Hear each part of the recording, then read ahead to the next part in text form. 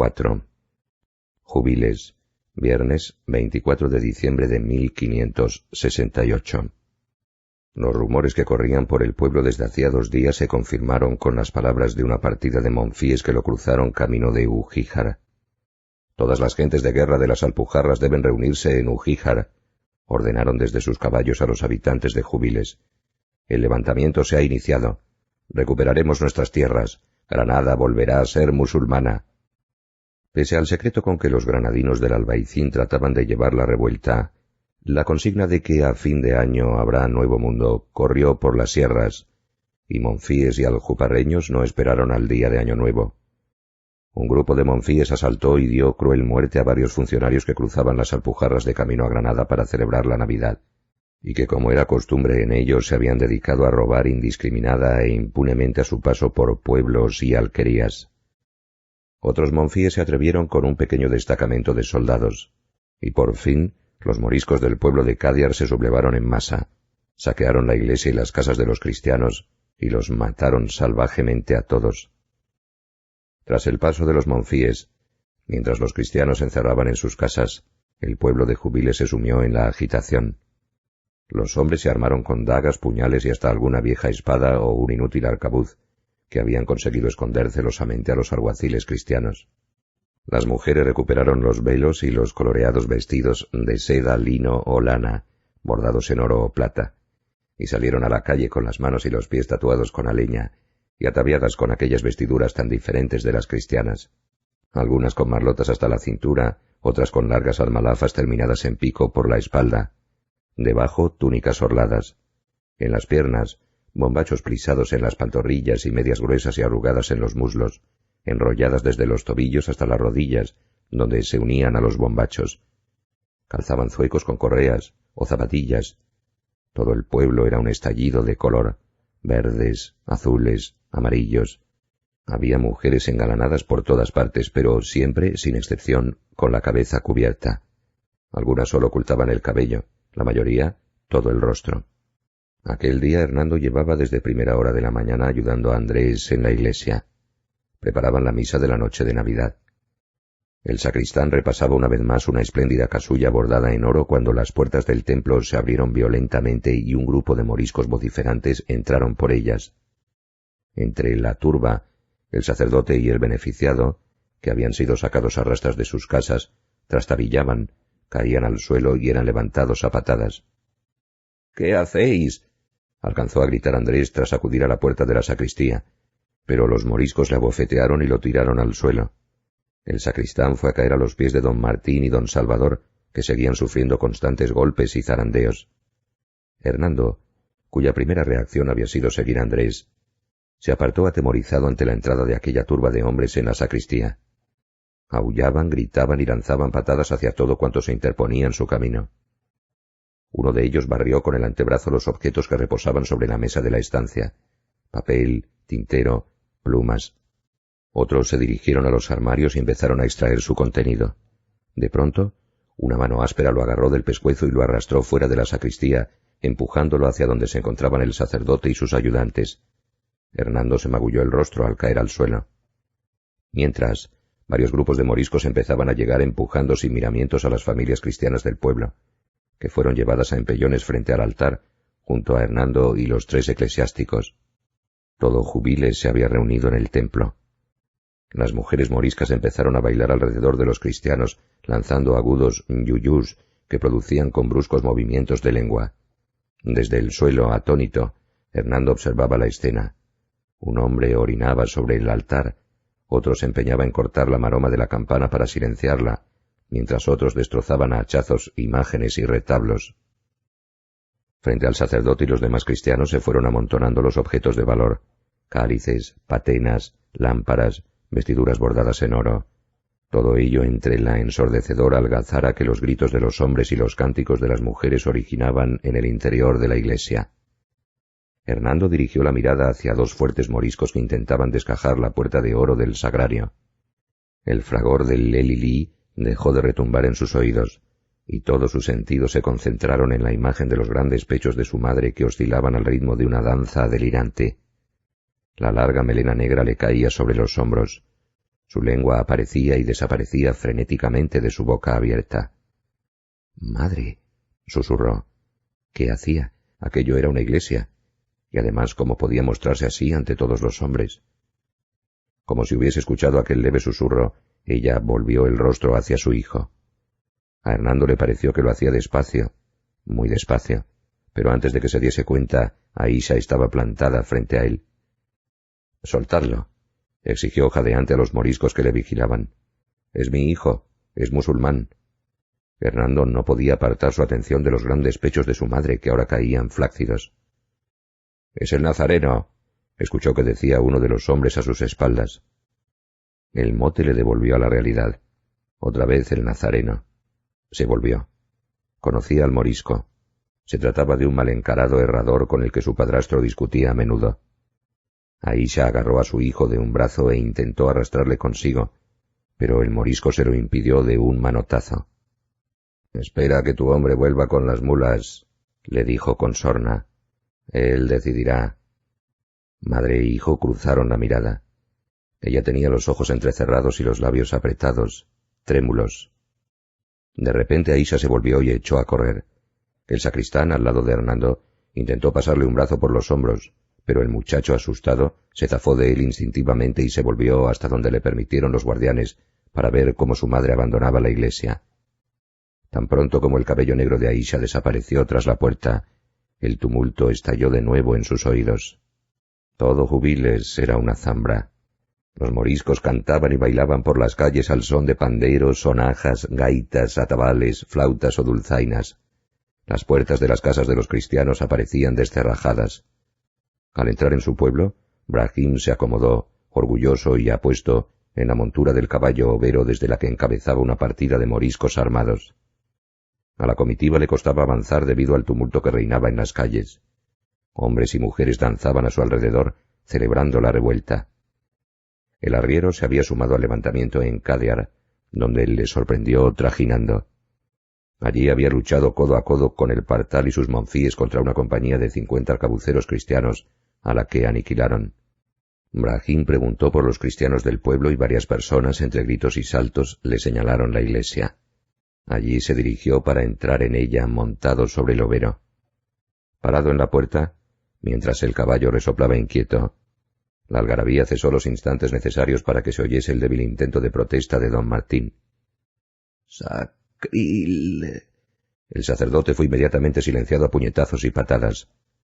Brahim azuzó al overo para que pasase sobre los pedazos de retablos, cruces e imágenes que se desparramaban por el suelo, y el gentío volvió a estallar en gritos.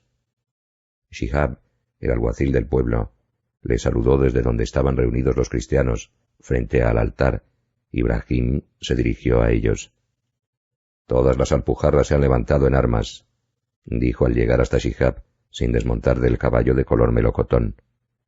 «Por orden del Partal he traído a las mujeres, los niños y los ancianos moriscos que no pueden luchar para que se refugien en el castillo de Jubiles, donde también he dejado el botín logrado en Kadiar». El castillo de Jubiles estaba a 2 tiros de arcabuz a levante del pueblo, sobre una plataforma rocosa de casi 1000 varas de altura y de muy difícil acceso. La edificación databa del siglo X, y conservaba los muros y varias de sus originarias 9 torres semiderruidas, pero el interior era lo bastante grande como para acoger a los moriscos refugiados de Kadiar, así como un lugar seguro para almacenar el botín obtenido en esa rica localidad. «En Kadiar ya no quedan cristianos vivos», gritó Brahim. «¿Qué debemos hacer con estos?», le preguntó el alguacil señalando al grupo frente al altar. Brahim se disponía a contestar, pero una pregunta se lo impidió. «¿Y con este? ¿Qué hacemos con este?» El herrador salió desde detrás del grupo de cristianos con Hernando agarrado del brazo. Una sonrisa cruel se dibujó en el rostro de Brahim cuando clavó la mirada en su hijastro. Aquellos ojos azules de cristiano. De buena gana los arrancaría.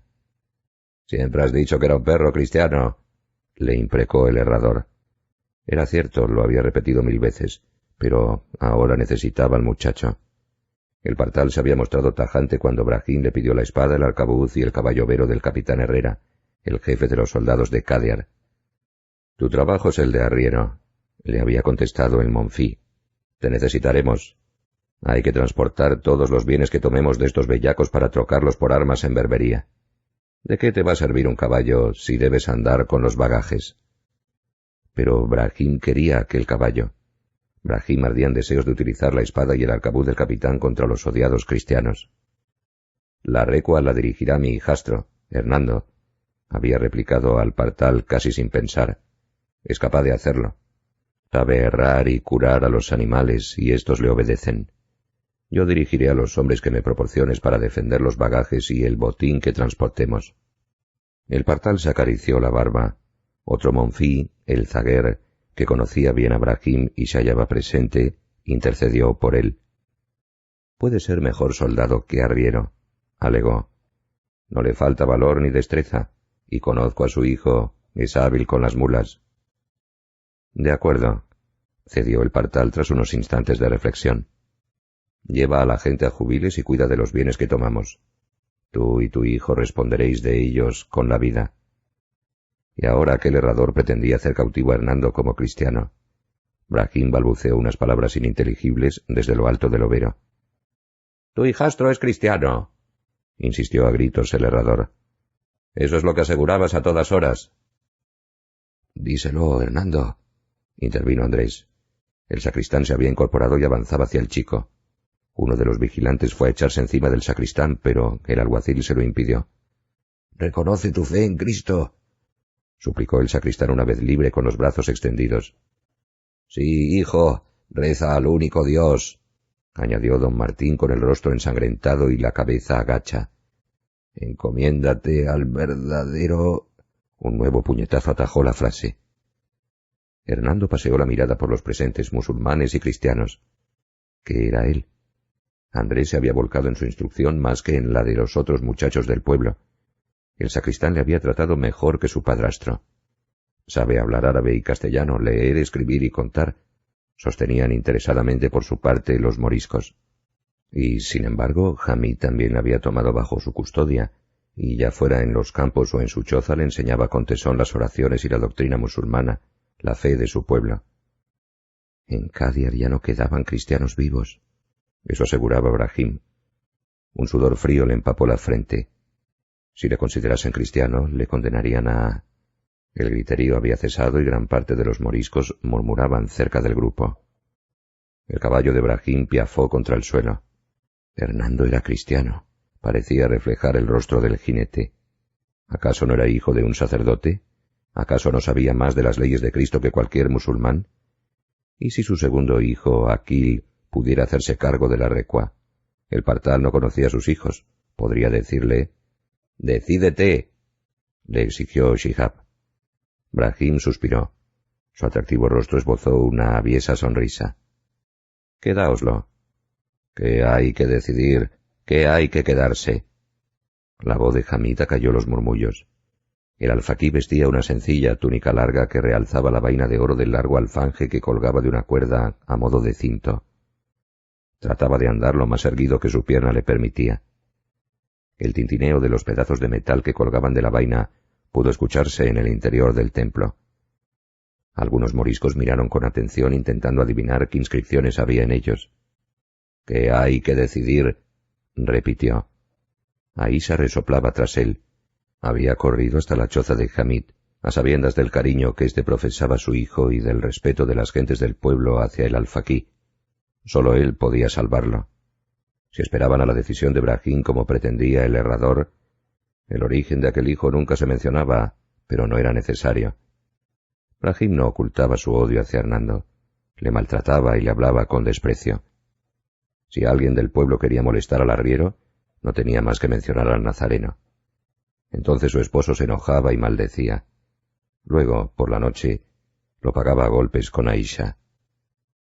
La única solución que había encontrado Aisha había sido la de recordarle una y otra vez que ella era la madre de sus otros 4 hijos, volcarse en estos y obtener su entrega incondicional, con lo que lograba suscitar en su esposo el atávico sentimiento de clan familiar que todo musulmán respetaba. Gracias a ello, Brahim cedía a regañadientes. Pero en un momento así no sería solo Brahim, sino todo un pueblo enardecido el que reclamaría al nazareno. Hamid había bajado la mirada ante los pechos de Aisha, que había aparecido desaguisante la puerta de su choza. «Cúbrete», le rogó tan turbado como se sintió ella al percatarse de su desnudez. Luego trató de entender lo que le decía la mujer, instándole con sus manos a que se tranquilizase y hablase más despacio. Aisha consiguió explicarse y el alfaquí no dudó ni un instante. Ambos partieron hacia la iglesia. Hamid renqueaba detrás de la mujer, intentando seguir su rápida marcha. «El muchacho es cristiano», insistía el herrador sin cesar de zarandear a Hernando. Hamid frunció el ceño. «Tú, Yusuf», señaló al así llamado, «di la profesión de fe». Al momento muchos de los moriscos bajaron la mirada. El herrador titubeó. «¿Qué tiene que ver?» empezó a quejarse Brahim desde lo alto del overo. «Calla», ordenó Hamid, levantando una de sus manos. «Reza», insistió al herrador. «No hay otro Dios que Dios, y Muhammad es el enviado de Dios», entonó Yusuf. «Continúa». «Esa es la profesión de fe. Ya es suficiente», se excusó el herrador. «No, no lo es. En Al-Ándalus no. Reza la oración de tus antepasados, aquellos a los que pretendes vengar». Yusuf sostuvo la mirada del alfaquí durante unos segundos, pero luego bajó los ojos, al igual que muchos de los presentes. «Reza la oración que deberías haber enseñado a tus hijos, pero que ya has olvidado», le reprochó Hamid. «¿Alguno de los presentes puede recitar los atributos de la divinidad como es costumbre en nuestra tierra?» El alfaquí paseó la mirada por el grupo de moriscos. Nadie contestó. «Hazlo tú, Hernando», le invitó entonces. Tras soltarse de las amenazadoras manos del herrador, el muchacho recogió una de las casullas bordadas en oro amontonadas ante el altar. Dudó unos instantes. Luego se orientó hacia la quibla y se arrodilló sobre la seda. «¡No!», gritó Andrés, pero en esta ocasión los moriscos no le permitieron continuar y le golpearon. El sacristán se llevó las manos al rostro y sollozó ante la traición de su pupilo, al tiempo que Hernando iniciaba la plegaria. «No hay otro Dios que Dios, y Muhammad es el enviado de Dios. Sabe que toda persona está obligada a saber que Dios es uno en su reino. Creó las cosas todas que en el mundo existen, lo alto y lo bajo, el trono y el escabel, los cielos y la tierra, lo que hay en ellos y lo que existe entre ellos». Hernando había iniciado la plegaria con voz trémula, pero a medida que surgían las palabras, su tono fue cobrando firmeza. «Todas las criaturas han sido formadas por su potestad. Nada se mueve sin su permiso». Incluso el caballo de color melocotón se mantuvo quieto durante los rezos. Hamid escuchaba complacido con los ojos entrecerrados. Aisha lo hacía atenta, estrujándose las manos, como si quisiera empujar las palabras que salían de boca de su hijo. «Él es el primero y el último, el que se manifiesta y el que se oculta. Él conoce cuánto existe», finalizó el muchacho. Nadie habló hasta que lo hizo Hamid. «¿Quién osa sostener ahora que este muchacho es cristiano?».